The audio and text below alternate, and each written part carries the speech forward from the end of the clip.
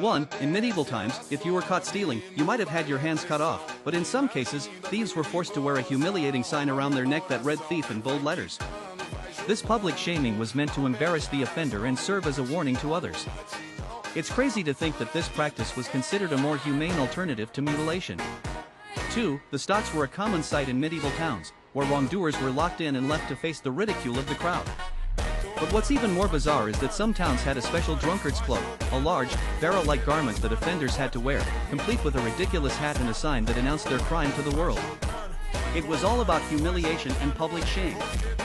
3. If you were accused of witchcraft in medieval Europe, you might have faced the dreaded swimming test, where you were tossed into a river or lake to see if you'd sink or float. The theory was that witches would float due to their unnatural nature, while innocent people would sink. It was a pretty flawed system, to say the least. Many poor souls met their demise in these barbaric trials.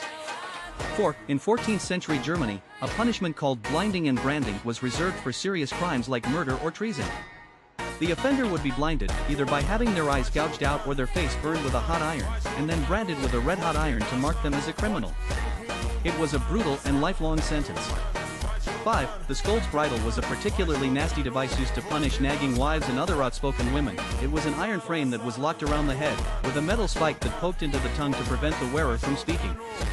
This horrific device was meant to teach women to be silent and submissive, and it's shocking to think that it was ever considered an acceptable form of punishment.